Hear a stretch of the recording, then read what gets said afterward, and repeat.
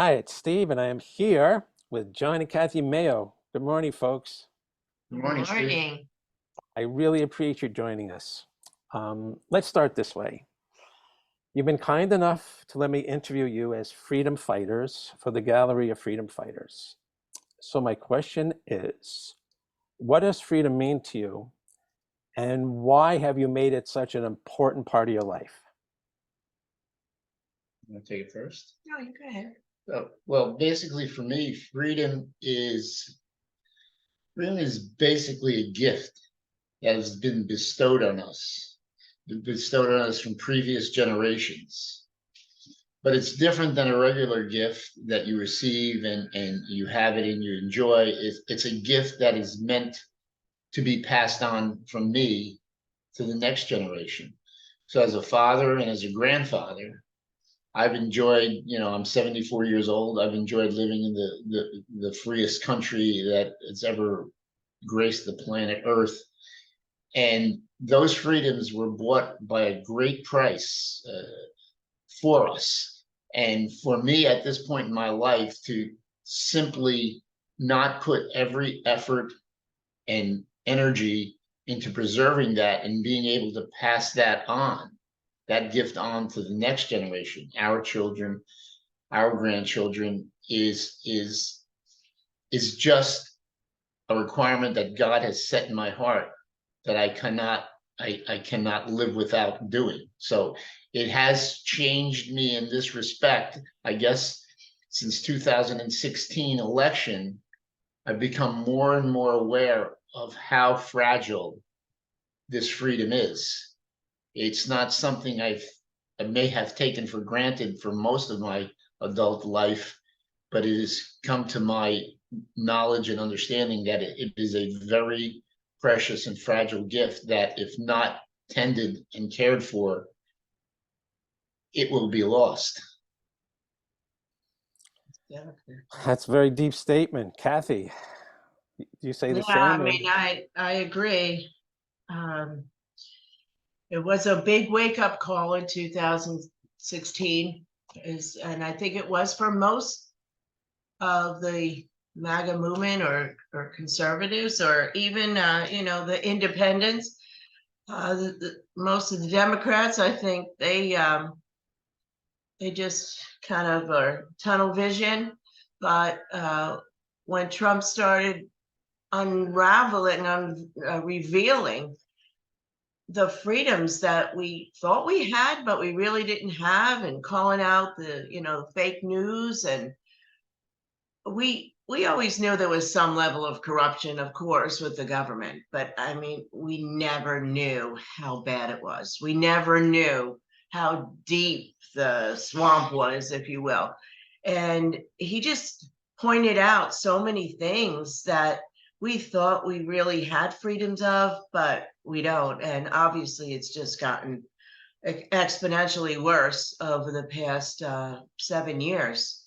And there's a lot of freedoms that are just it's not like the analogy of the frog in the pot when you put him in, and if it's cold water and you slowly turn up the heat, he doesn't realize it. And it started like that, yeah, but now it's just like it's going much more quickly. There's so many things coming down the pikes with the WEF and all of that, the digital currency. We can go into so many different things, but a lot of people just live their life thinking, oh yeah, we're in the freest country, and yes, we are so far, but they don't realize how fast that could end in the blink of an eye. So that's the freedom. Yes, it is a gift from God, and our founding fathers, most of them were pastors. A lot of people don't realize that, but what they did, and they were so brilliant because they could see what's happening. They put that into our Constitution, knowing how corrupt man is, and that it could easily be changed very if a few different things happen, and they're happening.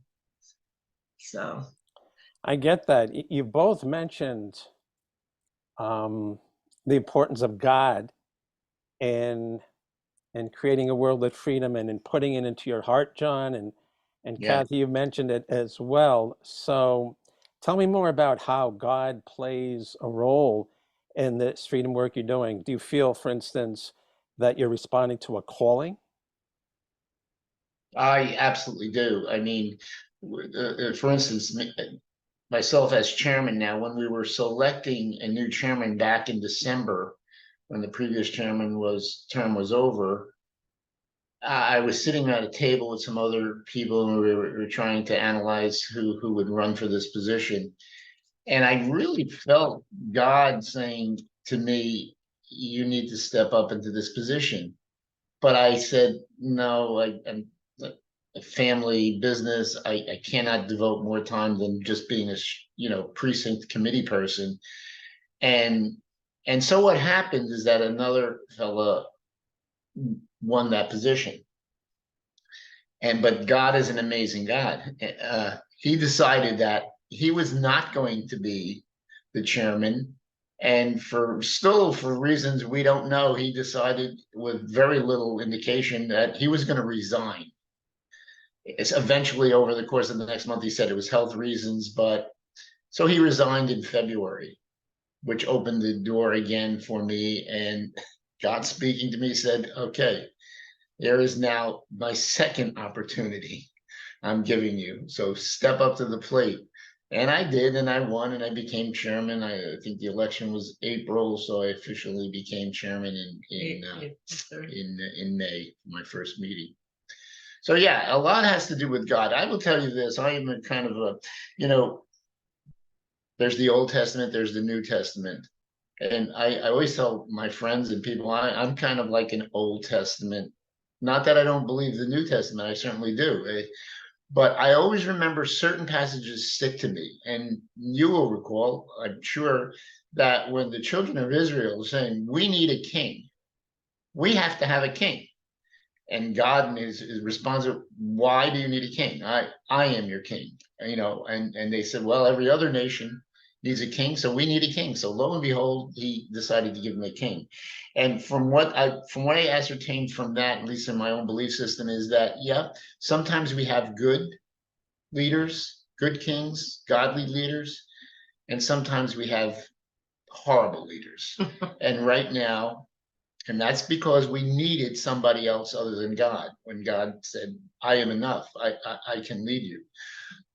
So yeah, everything I do is based on, I try to start my morning off with some scripture, some verse, something that can start me off solidly on the ground before the world opens up its whatever disasters and all the negativity that I know the day will unfold, because it strengthens me, and I always go back to the Word of God to strengthen me. And so most of what I do, I know somewhere along the line you might ask me, most of what I do is based on that. I hate terms like, "Are you a Bible toting or a Jesus loving or whatever?" It doesn't matter to me. I have a relationship with God, and God has a relationship with me. And everyone that doesn't have one is missing something very important in their life. And that relationship spills over into how I deal with personal relationships, how I deal with business relationships, how I deal with political relationships, and then how we should try to govern this great nation that was, as I said earlier, it's a gift. I am so blessed to been born in this country. And as someone who's in business, and I deal with a lot of people that were not born in this country, it astounds me at how grateful those people that come from other countries, Hungary, Bulgaria, wherever it might be, especially the Eastern Bloc, European countries, they are so grateful for the opportunities that this country offers them. And it's so amazing how our own citizens don't have that appreciation of what it is that we have here. Yeah. Kathy, do you consider yourself equally a servant of God? Oh, absolutely. Before we were spending so much time in this. You know how it has in Ecclesiastes, you know, for every reason there's a season, every season, turn. So for a very long season, when we first moved down to Florida about 15 years ago, we joined the churches right at the end of our block here, and we were there 4 or 5 days a week. I was well, we were both on the worship team. I was soloist in the choir, still am. He was on the board there. I was on the missions board, and I was the secretary of the missions board, the education board. Our children were brought up, you know, in the church, and it's just that's the basis of our life. And we, how can I put this? Well, let's just say that a couple of years after we moved here, I was diagnosed with almost stage 3 breast cancer. And the church, I don't know how it would have made it through that mentally without the church and God. I just had that feeling God had my back. And thank God I am still here. I've recovered now for 12 years, 11 or 12 years, I'm losing count. But that gave me the strength to push through. Still working on a computer from, you know, the bed, chemo and all that. But, you know, it's a very, very important part of our life and our foundation. Right now, you know, we still are involved, but we stepped down from those boards, and now we're on the boards. I'm the secretary of the Republican Executive Committee in our county, and obviously he's the chair.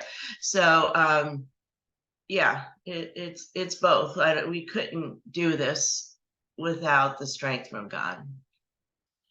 I get that, but it's safe to say that a lot of the people who you're working with, and in some cases working against, don't share your beliefs and don't share your commitment to working with God, and have agendas which you oppose. So what's it like dealing with people that are like that and don't share your level of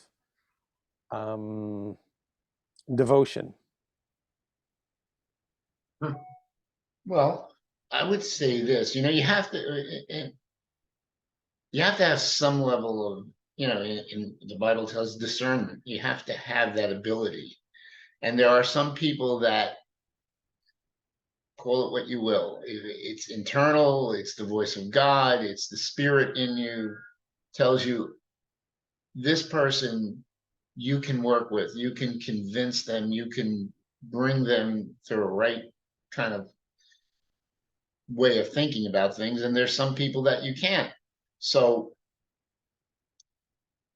to give you an example, I was involved with a Bible study for many years at the church that would be on a Tuesday morning. And I would bring up these various subjects, especially since 2016, what's going on politically, you know, how we do it. And I was always kind of like, they're great people, they're wonderful people, but it's like you were saying at the beginning, they just were not going to get involved. They were just going to stay on the outskirts and, you know, well, we'll pray about it and we'll pray about it. And maybe it's part of my, I don't want to say arrogance. I don't know what I want to use the term, but after a while, I just said, well, this is not where I need to be. And God, this is not where I need to be. I'm trying to get these people a little bit more active in what's going on, to see the light, so to speak. And they're just not getting it. And so from that great involvement there, that's where we transitioned over to, you know, watching the show called The War Room. I had gotten diagnosed with, I still don't know, the original COVID back in November of 2020.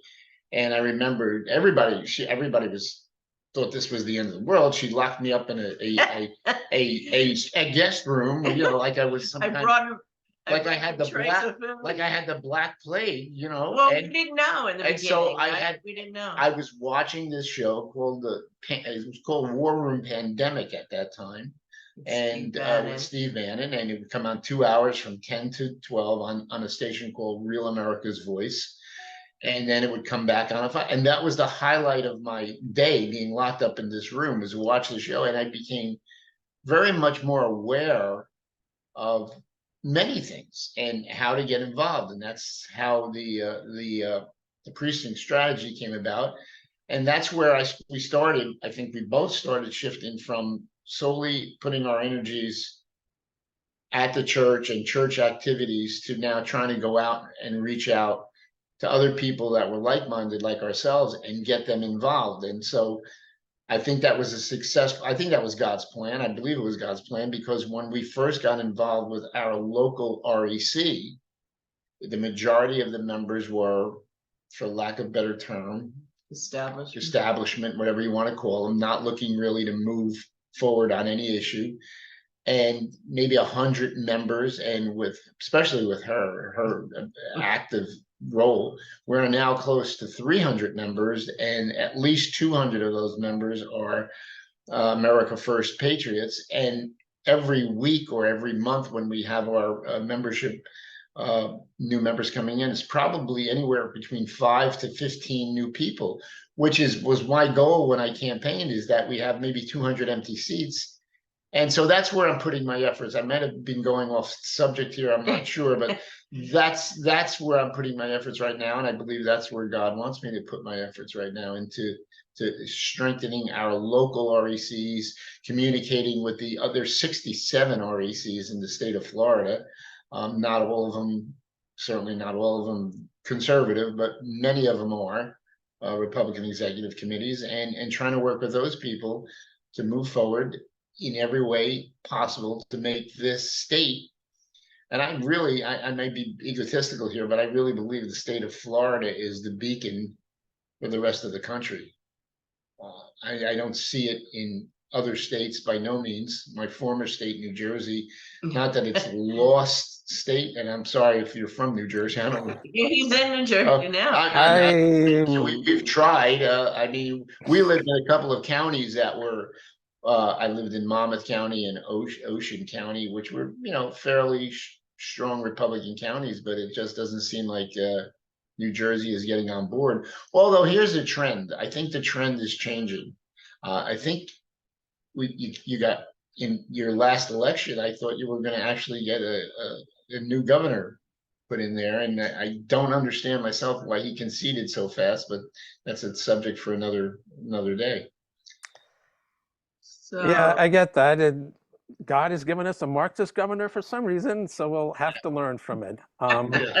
But what is the reason why you think you have 3 times as many American First patriots involved now? What's their motivation? I don't want to take all the time. yeah, I can answer that. Because I think just like us, so many people woke up in 2016 and beyond when they saw all of this propaganda, Russia, and and then just the constant, impeachment used to actually mean something. It used to mean that there was something really, really dire and treasonous and wrong. Now it's just pretty much a joke, and people were getting wise to the fact that there's something really, really wrong here. They never really paid attention much to the government, and we thought, well, they're pretty good. There's nothing really too bad.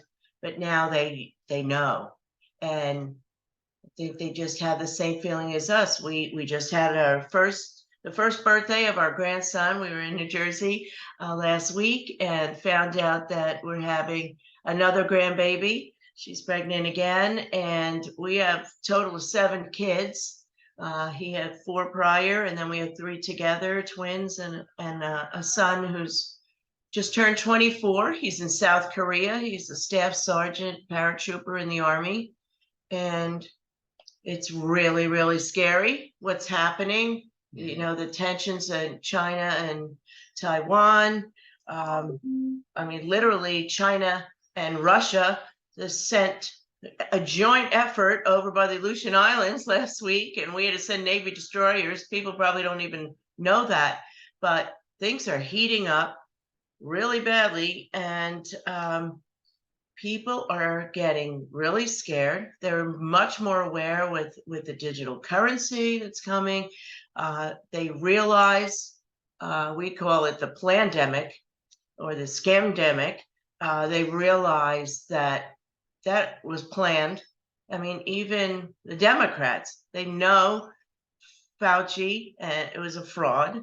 And I'm not afraid to say that. Yes, we've been canceled. Yes, we have family members that won't talk to us and blocked us. Lots of friends.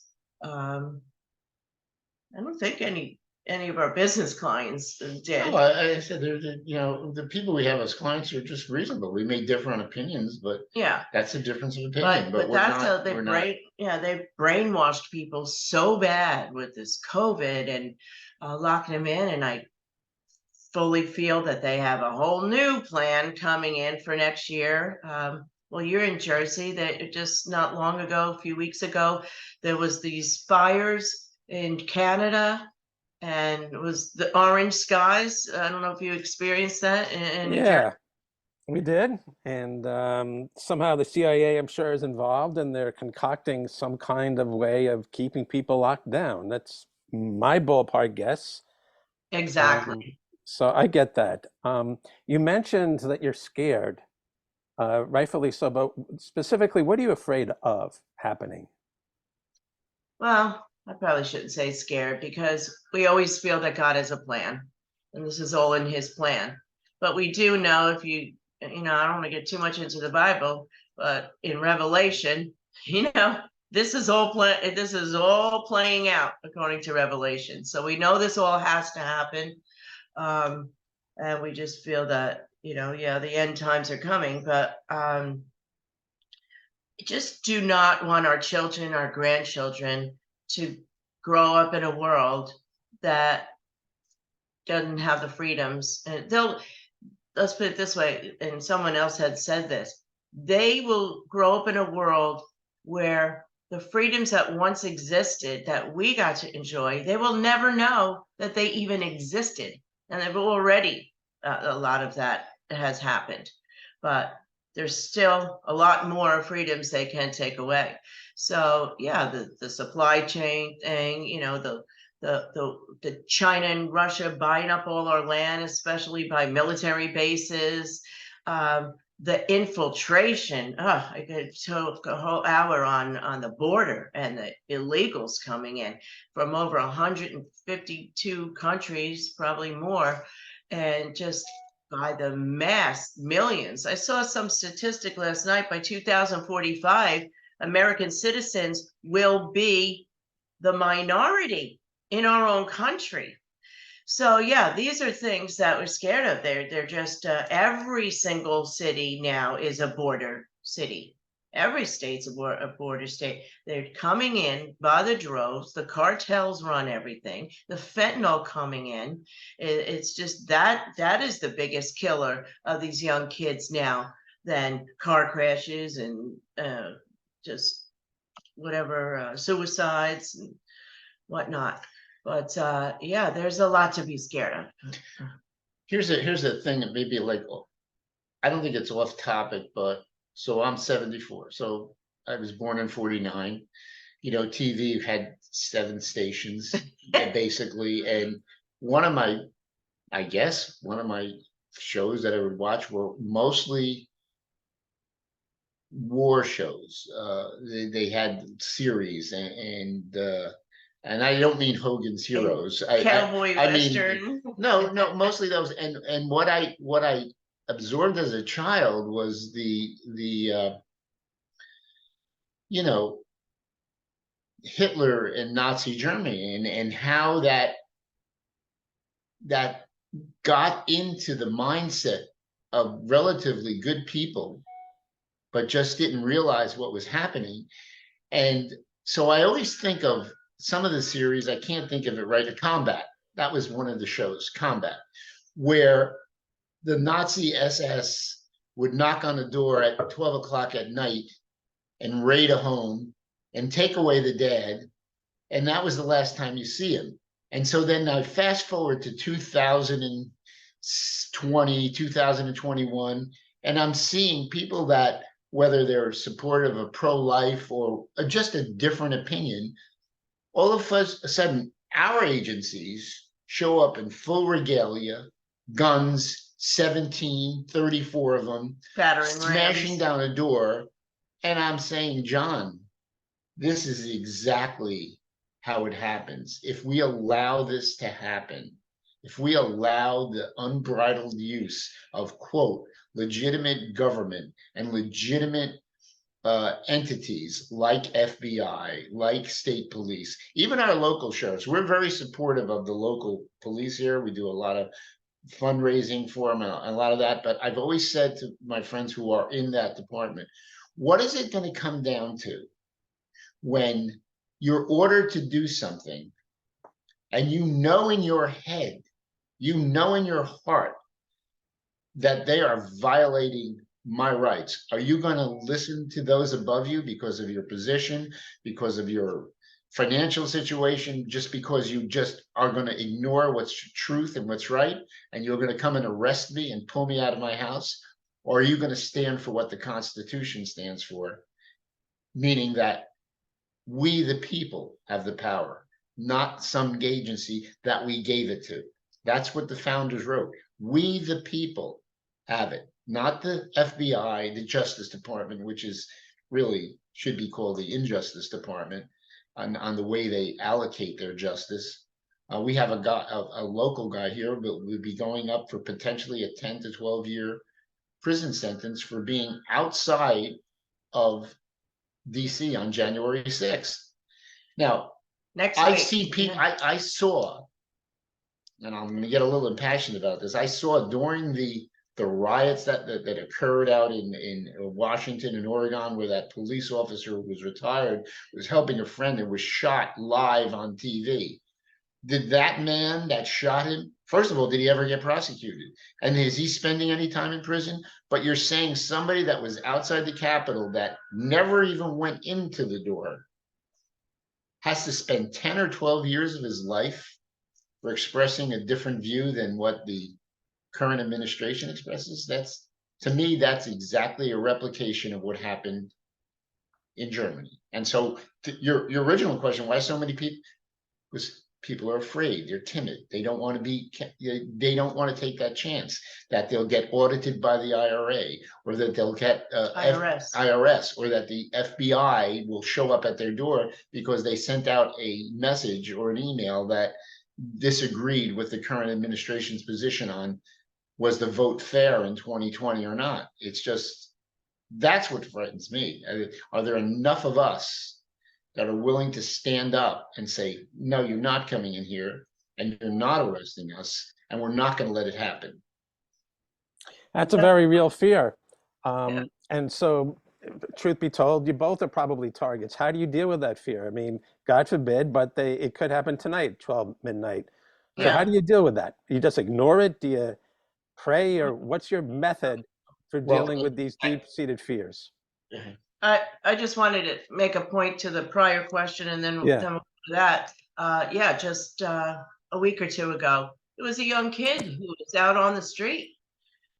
And I'm not sure what state it was, but maybe Michigan, I'm not sure. But he got arrested. He got arrested for preaching, sidewalk preaching on the street. That is completely against the First Amendment.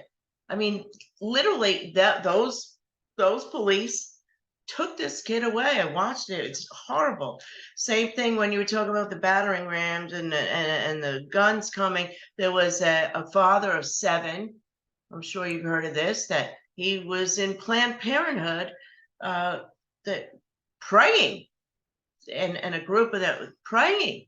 And they came and scared these kids. They knocked down the door and they took him away. I mean, this is an attack on our First Amendment. Now, we can go on about the Second Amendment, but let me say something. In our county is Collier County. I think it's the second most conservative Republican county in all of Florida, and probably in the whole country. We fortunate, we worked really hard to get some very conservative commissioners in our county commission, and we had just passed a couple months ago well, they want to call ban the jab resolution, and we have medical freedom ordinance that got passed due to all of our grassroots activism in our county. So it's so important in the local county, because now there are, I think, 7 to 9 other, well, I know RECs. Right. I'm not sure about at the county level, but I think we're the first county that have passed this ordinance. Now, coming up in 2 weeks, we have a Bill of Rights sanctuary vote in our county commissioners for the whole Bill of Rights. And that speaks to what John was saying is, are these sheriffs gonna do the right thing? Well, if this gets passed, they're gonna have to protect us over the feds coming in. And if we can start that and have it just go to other counties and then other states, that's what can be done at this level. It's huge. It's really huge. And that's what has to be done. So in a way, you're answering to prevent the corrupt fibbies from banging down your door. You're looking to pass proper laws that would require local law enforcement to defend you. Absolutely. That's right. I mean, that's our defense. That's our I defense. feel like diamond and silk. I mean, we all have That's guns. right. Florida is you don't even need used to be, we have you had to get a concealed carry permit, but that's no longer a requirement in Florida.